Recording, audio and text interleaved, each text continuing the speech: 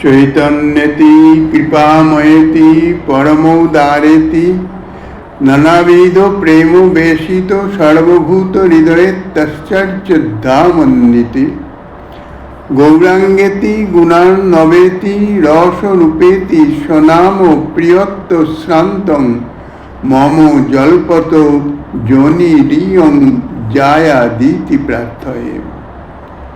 কলিযুগ পাবন অবতার পরম করুণাময় শ্রী শ্রী গৌরাঙ্গ সুন্দরীর পরম অন্তরঙ্গ প্রিয় পার্শ্বদবর্য পূজ্যপাদ শিল প্রবোধানন্দ সরস্বতী পাদ তাহার শ্রী শ্রী চৈতন্য চন্দ্রামৃতম নামক শ্রী গ্রন্থের ৬৭তম শ্লোকে বলছেন, হে চৈতন্য, কৃপাময় পরম উদার নানাবিধ প্রেম মাধুর্য প্রকটনে সর্বভূতের হৃদয়ে আবিষ্টকারী, হে আশ্চর্য কান্তি গুণার্ণব রসস্বরূপ, হে নিজ নাম প্রিয় গৌরাঙ্গ ইত্যাদি রূপে অবিশ্রান্ত তোমার নাম কীর্তন করতে করতে এই জীবন যাউক, ইহাই প্রার্থনা করি।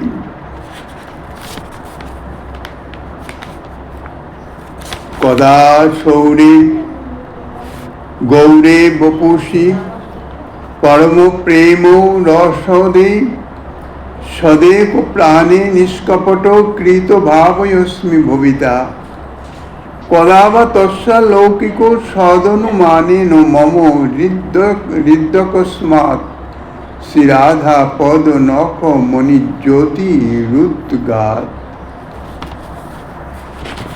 হে কৃষ্ণ, পরম প্রেম রসাদায়ক সাধুজনের প্রাণ স্বরূপ তোমার গৌর দেহে কবে আমার নিষ্কপট প্রেমের অলৌকিক সদনুমান দ্বারা কবে আমার হৃদয়ে শ্রীরাধা পদনখমণির জ্যোতি উদিত হইবে। যাহারা প্রেম সম্পদের কাঙাল, অর্থাৎ যাহারা প্রেম প্রাপ্ত হতে চান, যাহা জীবের পরম সাধ্য বস্তু, তাহাদিগকে একটাই পথ অবলম্বন করতে হবে এই কলিকালে। কেননা এই বিশেষ কলিতেই সেই প্রেম অকাতরে আপামর সকল জীবকে প্রদান করা হয়েছিল। এই কলিকালে শ্রী গৌরাঙ্গ সুন্দরের চরণে আশ্রয় রয়ে তার নামাবলী কীর্তন অবশ্যই করতে হবে। তা না হলে দ্বিতীয় কোনো উপায়ে সেই প্রেম সম্পদ প্রাপ্ত হওয়া যাবে না।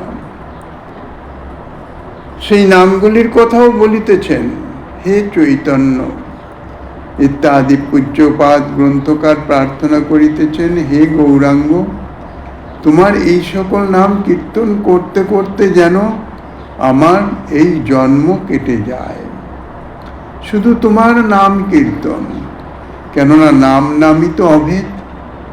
তোমার নাম যখন আমার জিহ্বায় উদিত হবে, সেই নাম রূপে তুমিই তো স্বয়ং উদিত হবে। কাজেই তোমার নাম কীর্তন করতে করতেই যেন আমার জন্ম চলে যায়। চৈতন্য অর্থ সচ্চিদানন্দ, অথবা সকলের চিত্ত দর্শন করেন এবং আকর্ষণ করেন বলে তার নাম চৈতন্য। অথবা চৈতন্য শব্দের আরও অর্থ হয় সকলের উপলব্ধিতে বাস করেন বলে তাহাকে চৈতন্যও বলা হয়।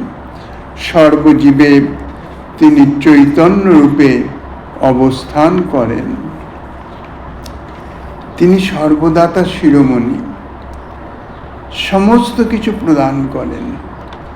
অর্থাৎ এমন কিছু নাই যাহা তিনি দিতে পারেন না।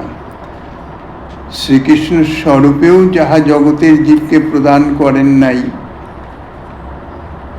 সেই প্রেম সম্পদ পর্যন্ত এই গৌর স্বরূপে বা চৈতন্য স্বরূপে তিনি প্রদান করেছেন। পরম পতিতজনকেও প্রেম দান করেন। এই জন্যে তিনি পরম উদার।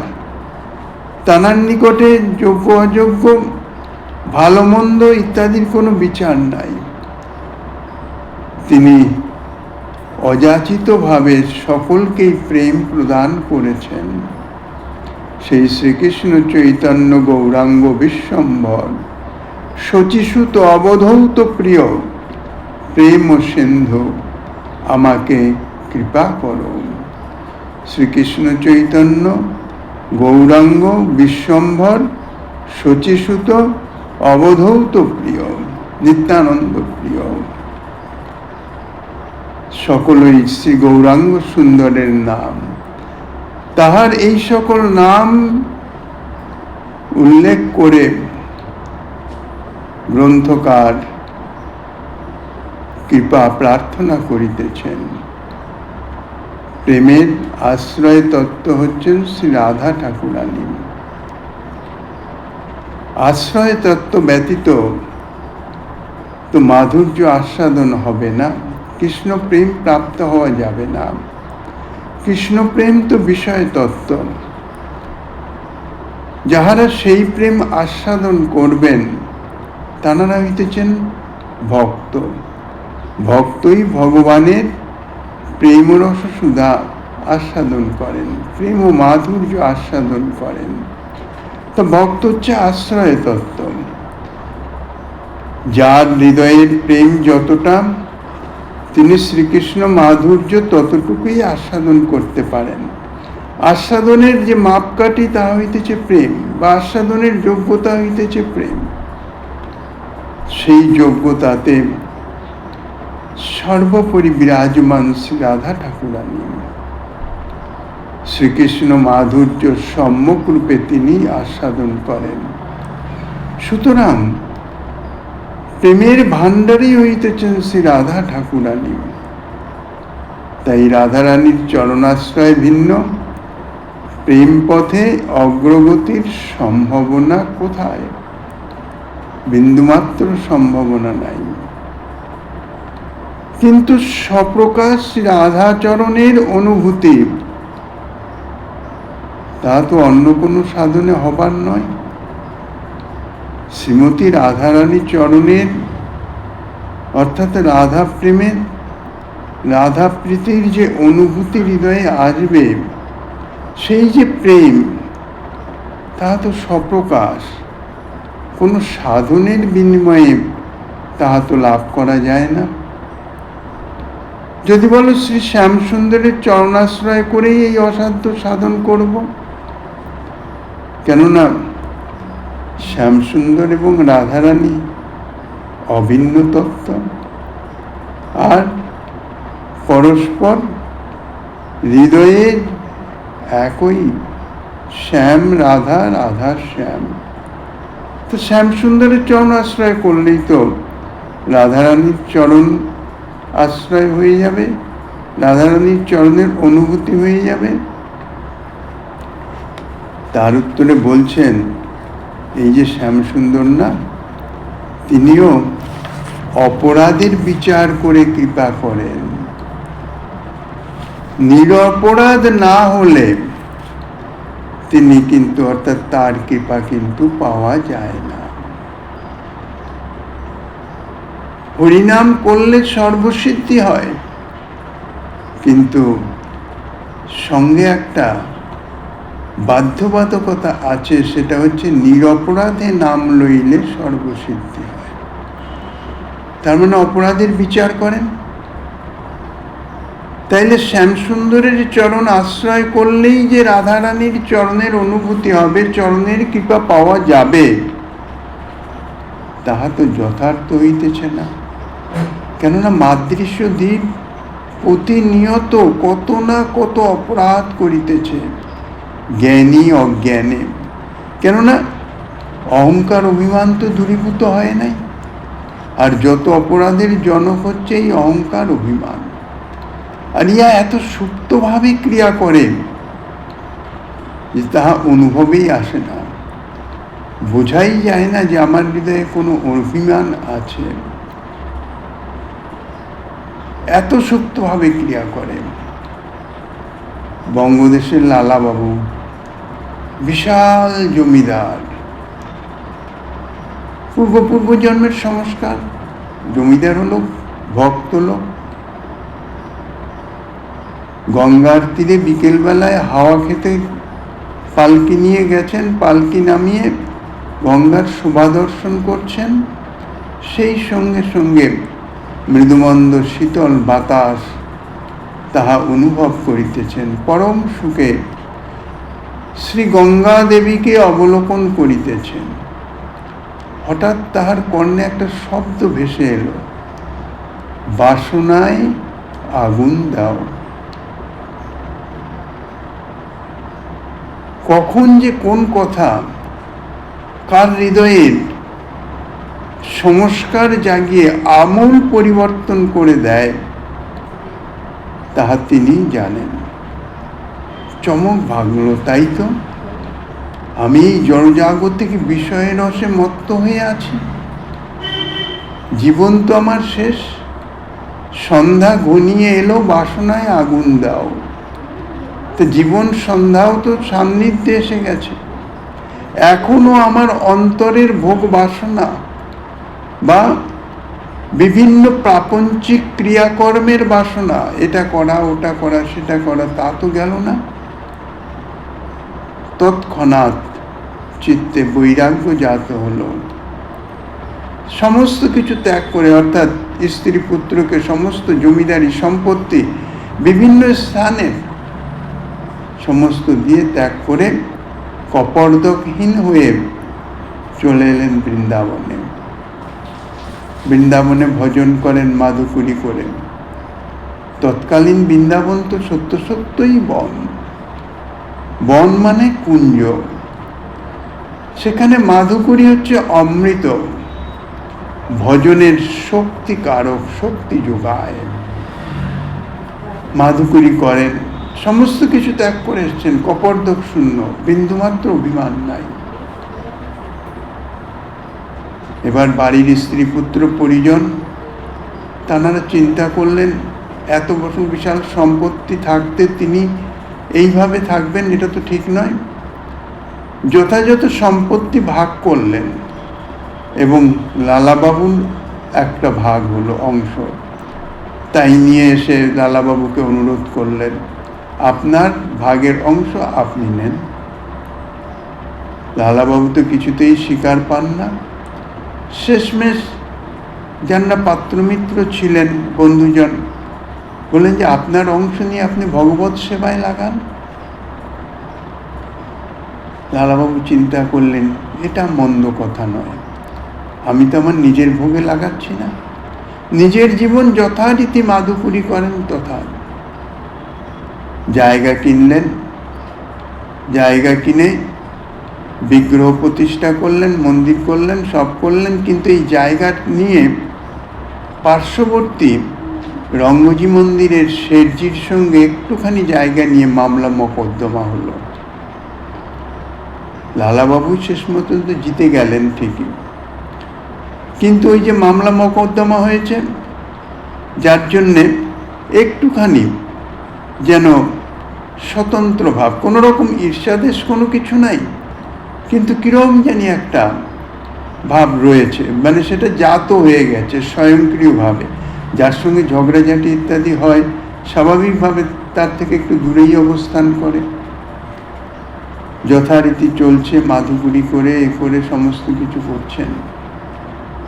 তারপর গোবর্ধনের সিদ্ধ বাবার কাছে গেছেন বেশ নিতে।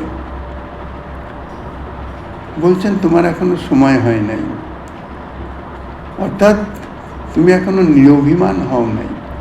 এ সম্বন্ধে দু রকমের কাহিনী পাওয়া যায় যদিও। যাই হোক, লালাবাবু ভজন করেন, একবার মাধুকরী করেন, আর নিজের আত্মবিশ্লেষণ করছেন যে আমার কোথায় অভিমান আছে, কোথায় অভিমান আছে। কিছুতেই খুঁজে পান না।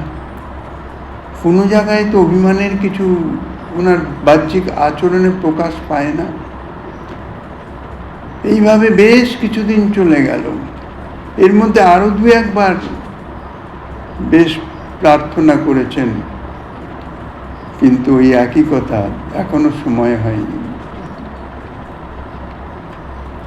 চিন্তা করতে করতে একদিন যেতে যেতে, অর্থাৎ রঙ্গজির মন্দিরের পাশ দিয়ে যেতে যেতে হঠাৎ খেয়াল পেয়েছে, আরে আমি তো সর্বত্র মাধুকরী করি, এখানে তো কোনোদিন আসি নাই, কোনোদিন তো শেঠজির কাছে যাই নাই, তাহলে নিশ্চয়ই আমার মনে শেঠজির প্রতি কিছু না কিছু একটু বিদ্বেষ বা একটু কিছু রয়ে গেছে। সঙ্গে সঙ্গে ঢুকে পড়েছেন, গিয়ে রাধেশ্যাম বলে দাঁড়িয়েছেন। লালাবাবুকে তো সকলেই চেনে, শেঠজির যারা কর্মচারীবৃন্দ। সঙ্গে সঙ্গে অন্দরমহলে খবর গেছে শেঠজির কাছে, লালাবাবু মাধুপুরীতে এসছেন। শেঠজি স্বয়ং এসে গেছেন এবং থালা ভর্তি করে নানান রকমের জিনিস। লালাবাবু করজোরে বলছেন, এসবের তো আমার প্রয়োজন নাই, আমাকে একটু মাধুকরী যা হয় দেন। লালাবাবুকে অনেক অনুরোধ করেছেন, কিন্তু লালাবাবু হাত জোর করে করজোরে বিনতি ভরে কিঞ্চিত মাধুকরী নিয়ে যখনই শেঠজির ওখান থেকে বেরিয়ে এসছেন, সঙ্গে সঙ্গেই সিদ্ধ বাবা প্রকট হয়েছেন, বলেন স্নান করে আসো, এখন তোমার সময় হয়েছে। তো এই যে অভিমান কিভাবে হৃদয়ে গুপ্ত অবস্থায় বিরাজমান থাকে, তা লালাবাবুর মতন তীব্র বৈরাগ্য এবং ভজনানন্দী ব্যক্তিও অনুসন্ধান পান নাই। তাহলে মাদৃশ জীবের কি দুরবস্থা, কি দুর্দশা হতে পারে। কাজেই এই অভিমান থেকে যখন তখন জ্ঞানে অজ্ঞানে কত যে অপরাধের সৃষ্টি হচ্ছে তার কোনো ইয়ত্তা নাই। আর এ বিষয়ে অবধারিত সত্য যে অপরাধ থাকতে প্রেম প্রাপ্ত হওয়া যাবে না। তাই বলছেন, শ্যামসুন্দরের চরণে আশ্রয় নেব, শ্যামসুন্দরের ভজনা করব রাধা প্রেম প্রাপ্তির নিমিত্ত। কিন্তু শ্যামসুন্দরের নিকট তো অপরাধের বিচার আছে, আর মাদৃশ জন তো প্রতিক্ষণেই অপরাধ করিতেছেন। তবে কি উপায়ে মাদৃশ জনের শ্রী রাধিকা চরণ আশ্রয় লাভ হতে পারে? গ্রন্থকার এই শ্লোকে তাহাই বলছেন, নির্বিচারে পরম প্রেম রসদাতা শ্যামসুন্দর নহে, সেই শ্যামসুন্দরেরই যে অভিন্ন তনু, গৌর তনু, গৌর বিগ্রহ, গৌর স্বরূপ, যিনি রাধা ভাবকান্তি অর্থাৎ রাধারানীকে সঙ্গে নিয়ে আবির্ভূত হয়েছেন। শ্রীকৃষ্ণের কৃপা প্রাপ্তি মানে শুধু শ্রীকৃষ্ণ স্বরূপের কৃপা প্রাপ্তি, আর গৌর স্বরূপের কৃপা শ্রীকৃষ্ণ স্বরূপের সঙ্গে সঙ্গে শ্রী রাধা স্বরূপেরও কৃপা। কাজেই নির্বিচারে পরম প্রেম রসদাতা সেই শ্রীকৃষ্ণের সেই গৌর স্বরূপের গৌর তনুর যদি কৃপা হয়, তাহলেই হৃদয়ে রাধা পদ নখমণির জ্যোতি সপ্রকাশ উদয় হয়ে যায়। এই গৌর হরির কৃপা চাই। সেই গৌর হরি কিরকম বলছেন? নির্বিচারে পরম প্রেম রসদাতা, নির্ভয়ে। পূজ্যপাদ কবিরাজ গোস্বামী বলেছেন, নিতাই গৌরের নামে নাই অপরাধের বিচার। কিন্তু নিষ্কপটে আশ্রয় তো করতে হবে, শুধু মুখে বললে তো হবে না। মুখে আমি বলছি আমি গৌর দাস, কাজে আমি মায়ার দাস, দেহের দাস, নিজ ভোগ সুখের দাস, জিহ্বার দাস, জিহ্বার লালসা। একটু 19-20 হলেই আর ভোজন ভিতরে ঢুকতে চায় না, স্বাদ চাই। একটু মনের মধ্যে কোনো রকম যদি ক্ষোভ সঞ্চার হয়, কতক্ষণে সেটি জিহ্বার মাধ্যমে বাক্যের দ্বারা প্রকাশিত হবে, তার জন্যে উৎকণ্ঠিত। তাইলে গৌরদাস কোথায় হলাম আমি? আমি যে মায়ার দাস, দেহে ইন্দ্রিয়ের সুভোগের দাস। প্রতিনিয়ত প্রতিক্ষণে বিচার যদি করা যায়, যে এই দাসত্ব তো আমার ঘুচে নাই, আমি তো নিত্য কৃষ্ণ দাস, কই সেই স্মৃতি তো আমার জাগে না, সেই স্বরূপের স্থিতি তো আমার হয় নাই। অকৈতবে প্রেমের দ্বারেই শ্রী গৌরহরির করুণা সঞ্জাত হয়। আমার কবে সেই শ্রী গৌরহরির চরণে এইরূপ অকৈতব প্রেম হবে? অকৈতব অর্থাৎ কোনো কিছুর কামনা নাই। যে কোনো নিজ সম্বন্ধ নিয়ম যাহা কিছু কামনা সবই কৈতব, কিন্তু এই যে প্রেম প্রীতি ভালোবাসা তাহা সদা সর্বদা অকৈতব। অকৈতব কৃষ্ণ প্রেম সাধ্য কবু নয়, শ্রবণাদি শুদ্ধ চিত্তে করয় উদয়। সাধ্য অর্থাৎ এই প্রেম সাধ্য নয় বলছেন কেন? কেননা কোনো নির্দিষ্ট সাধনে এই প্রেম পাওয়া যায় না। এই প্রেম স্বপ্রকাশ, যখন চিত্ত শুদ্ধ হবে, ভক্তি অঙ্গ যাজন করতে করতে যখন চিত্ত শুদ্ধ হবে, সেই শুদ্ধ চিত্তে এই প্রেম আপনা প্রকাশিত হবে, যার জন্যে বলছেন এই প্রেম অকৈতব। শ্রী গৌরহরির চরণে এইরূপ অকৈতব প্রেম আমার কবে হবে? আহা, যে সকল প্রেমবান সাধুগণ শ্রীমতী রাধারানীর চরণের করুণা লাভ করেছেন, এই শ্রী গৌর বিগ্রহ তাহাদের প্রাণ স্বরূপ। শ্রী গৌরাঙ্গ এই অকৈতব প্রেমের যথার্থ অনুমান দ্বারা আর কবেই বা আমার হৃদয়ে শ্রী রাধা পদ নখ মনির জ্যোতি উদিত হবেন। শ্রী গৌরাঙ্গের শ্রীচরণে এই অকৈতব প্রেম,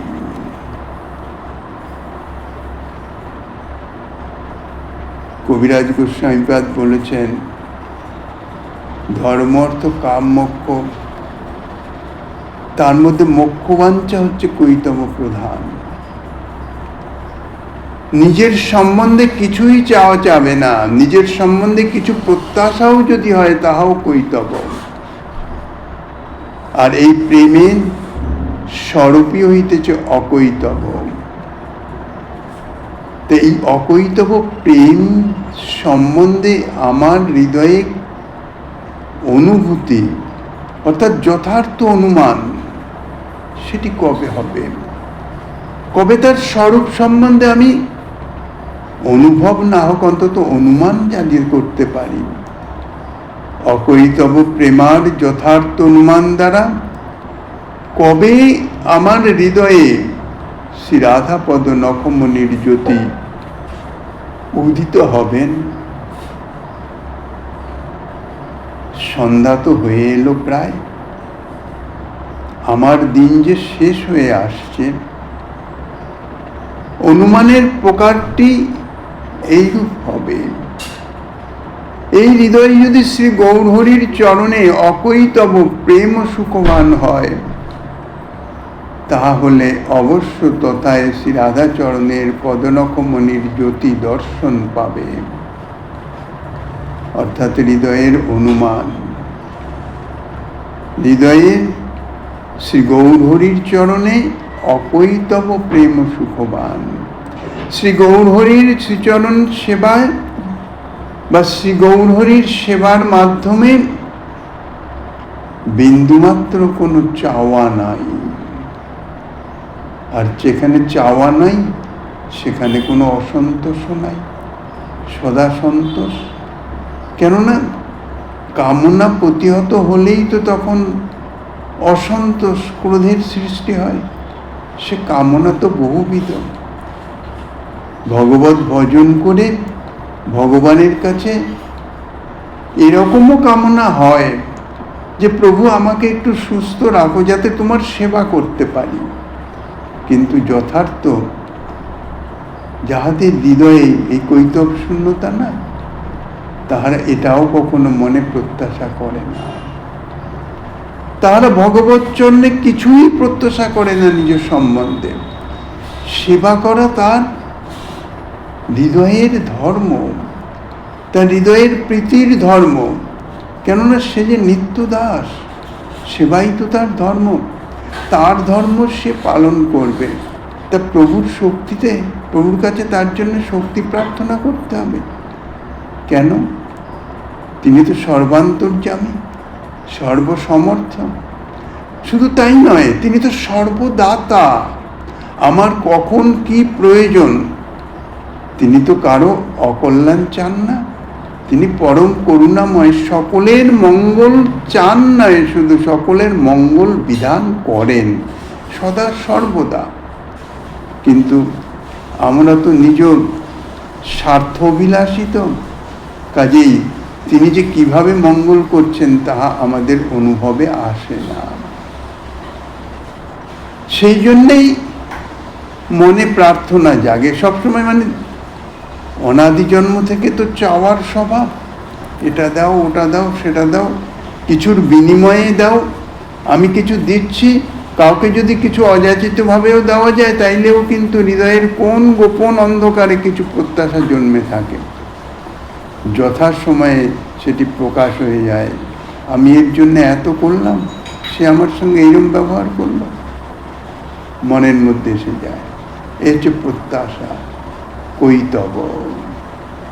বড় কঠিন, বড় কঠিন। অকৈতব প্রেম ভাবে প্রভুর চরণের শরণ গ্রহণ করা তাহা অত্যন্ত কঠিন। যদি তাহা সত্য সত্যই হয়, তাহলে শ্রী রাধাচরণের পদনখমণির জ্যোতি অবশ্যই সেই হৃদয়ে প্রকাশিত হয়ে ওঠে। শ্রী রাধা পদনখমণির জ্যোতির আবির্ভাবের তারতম্যের দ্বারা শ্রী গৌর হরিতে অকৈতব প্রেমের তারতম্য অনুমান করতে হবে। সেটা স্বাভাবিক। যার গৌর হরিতে অকৈতব প্রেম যে পরিমাণে, শ্রী রাধা পদনখমণির জ্যোতি সেই পরিমাণেই প্রকাশিত হয়, তদ অনুরূপ। যেমন শ্রী গৌর ভক্তের হৃদয়, ইহা অনুমানের অন্যয় মুখে ব্যক্তি। ব্যতিরিকে ব্যক্তি হবে যে হৃদয়ে উক্ত প্রকার শ্রী গৌর প্রেমের অভাবযুক্ত, তাহা শ্রী রাধা পদনখমণির জ্যোতির আবির্ভাবের অভাব বিশিষ্ট। অর্থাৎ যে হৃদয়ে সেই অকৈতব গৌর প্রেম, গৌর চরণের প্রেম, যার লেশাবাসও জাত হয় নাই, প্রকাশিত হয় নাই, সেই হৃদয়ে রাধা পদনখমণির জ্যোতির আবির্ভাবের সম্ভাবনাও নাই। যেমন শ্রী গৌরাঙ্গের প্রতি ভক্তিহীনের হৃদয়। অর্থাৎ যাহাদের শ্রী গৌর চরণে ভক্তি নাই, তাদের হৃদয়ে কখনো কস্মিন কালেও এই অকৈতব প্রেমের প্রকাশ হতে পারে না। লৌকিক দৃষ্টান্তে বোঝা যায়, ধূমবত্ত হেতু পর্বত বহ্নিমান। অর্থাৎ কোনো পর্বতের চূড়া থেকে যদি ধূম নির্গত হতে দেখা যায়, তাহলে বোঝা যাচ্ছে যে নিশ্চয়ই সেখানে অগ্নি আছে। কেননা অগ্নি না থাকলে তো ধূমের উৎপত্তি হবে না। যাহা যাহা ধূমবান, তাহা তাহা বহ্নিমান। যেমন মহানস। ব্যতিরেক মুখে যেখানে বহ্নির অভাব আছে, অর্থাৎ যেখানে আগুন নাই, সেখানে ধূমের অভাব, ধূমও নাই। যেমন জলহ্রদ, অর্থাৎ বড় সরোবর বা পুষ্করিণী, সেখান থেকে তো কখনো ধূমের উদ্গম হয় না। কেননা সেখানে অগ্নি নাই, অগ্নির একান্ত অভাব। অকৈতব শ্রী গৌর প্রেমার যেখানে অভাব, শ্রী রাধা পাদপদ্মে তাহার রতি কখনোই হতে পারে না। কাজে শ্রী রাধা চরণ কমলে কৃপা বা যদি ভাবনা, নিষ্ঠা ইত্যাদি লাভ করতে হয়, তাহলে অতি সহজ সরল উপায় হইতেছে শ্রী গৌরচরণের নিষ্ঠা। শ্রী গৌরচরণের প্রতি প্রীতি, প্রেম। তাহলেই, কেননা শ্রী গৌর স্বরূপের মধ্যেই তো শ্রী রাধারানী বিরাজমান। গৌরচরণে প্রেম, প্রকারান্তরে রাধাচরণে প্রেম। গৌরচরণে যদি প্রেম না হয়ে যদি শ্রীকৃষ্ণ চরণে প্রেম হয়, তাহলে কিন্তু রাধাচরণে প্রেমের কোনো নিশ্চয়তা নাই। কেননা শ্রীকৃষ্ণ স্বরূপের মধ্যে তো শ্রী রাধা স্বরূপ বিদ্যমান নন। যদিও রাধা কৃষ্ণ একই আত্মা, দুই দেহ ধরি অনন্যে বিলাসে রস আস্বাদন করি। রস আস্বাদনের নিমিত্ত দুই স্বরূপে বিরাজমান। দুই স্বরূপ পরস্পর লীলা বিলাসের মাধ্যমে পরস্পর রস আস্বাদন করেন। ভক্তের সেখানে যদি রস আস্বাদন করতে হয়, তাহলে দুই স্বরূপেরই কৃপা পেতে হবে, দুই স্বরূপেরই চরণ আশ্রয় করতে হবে। তা সেখানে সেই দুই স্বরূপের মিলিত তনু শ্রী গৌরাঙ্গ সুন্দর, যদি তাহার চরণ আশ্রয় করা যায়, তাহলে অতি সহজেই এই দুই স্বরূপেরই যে মাধুর্য আস্বাদন অর্থাৎ যে কৃপা, তাহা সহজেই অনুভব হবে। কেননা এই গৌর স্বরূপ, যাহাকে বলা হয়েছে দাতা শিরোমণি, তিনি পরম উদার, পরম দাতা। কাজেই দাতা শিরোমণি তিনি।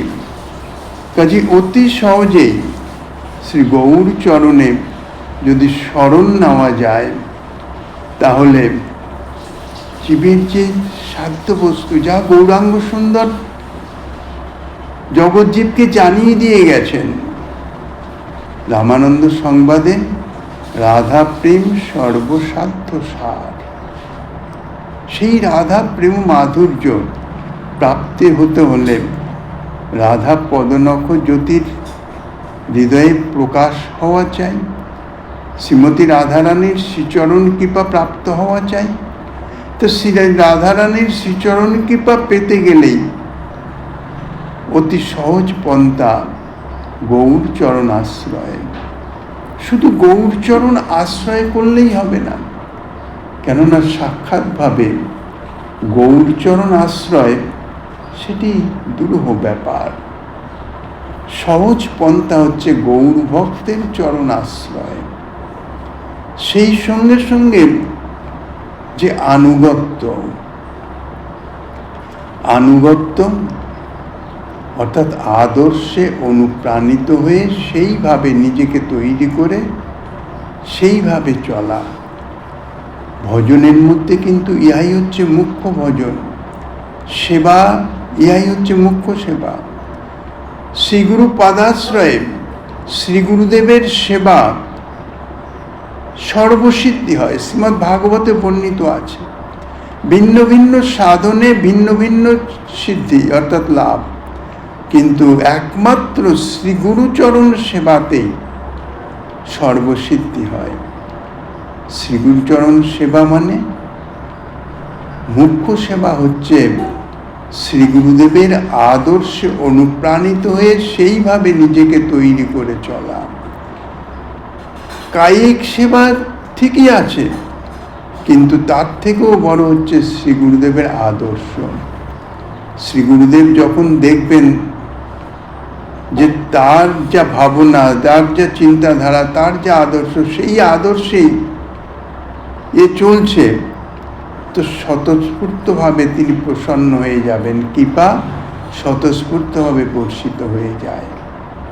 এই আদর্শে অনুপ্রাণিত হওয়া, গৌর ভক্তের আদর্শে অনুপ্রাণিত হওয়া, গৌর ভক্তের আদর্শে কোনো একজন বিশেষ গৌর ভক্তের আনুগত্যে থেকে তাহার আদর্শে যদি শ্রী গৌরচরণ ভজনা করা যায়, তাহলেই কিন্তু কৃপা সহজলব্ধ হয়। তা নইলে কৃপা পাওয়া স্বতন্ত্রভাবে সাধনার দ্বারা অত্যন্ত দুরূহ বিষয়।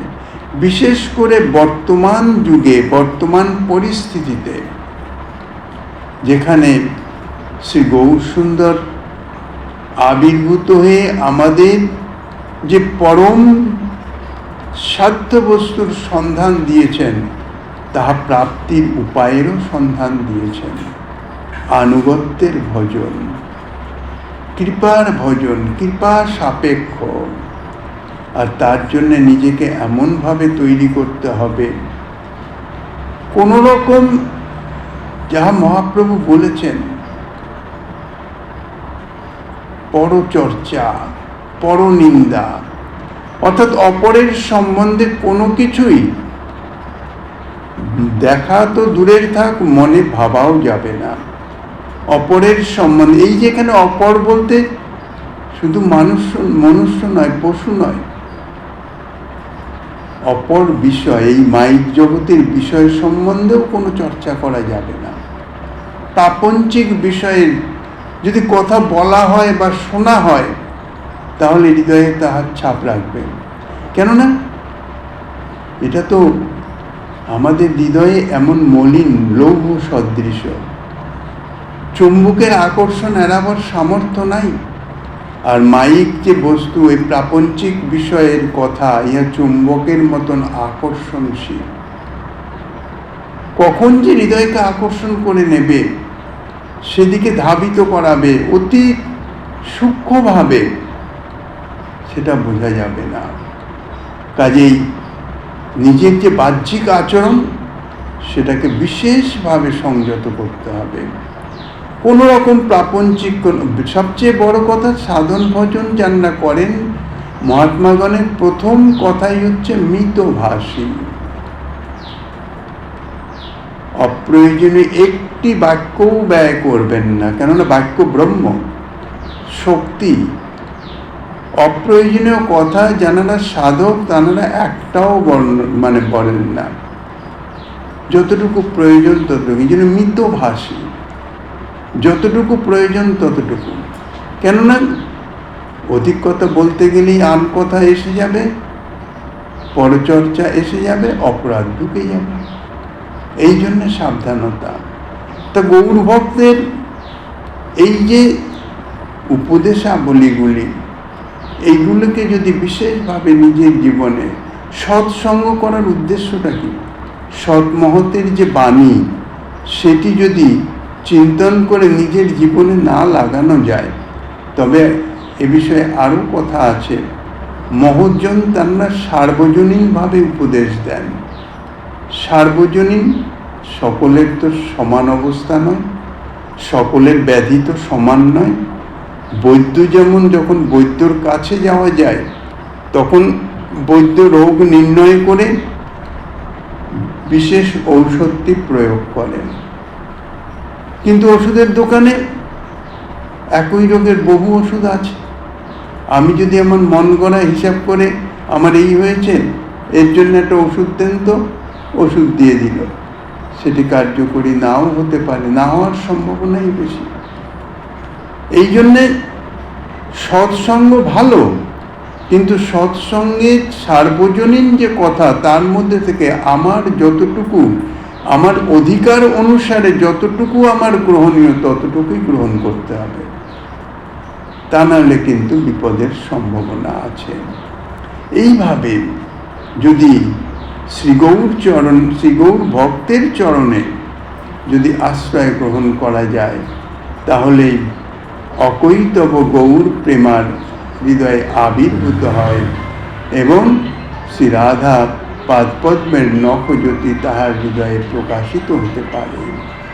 পরবর্তী আস্বাদনে শ্রীমন মহাপ্রভু গিরিধারী লালের কৃপা হলে আগামী দিন আস্বাদনের বাসনা রেখে অদ্যকার শ্রী চৈতন্য কথার এখানেই বিশ্রাম।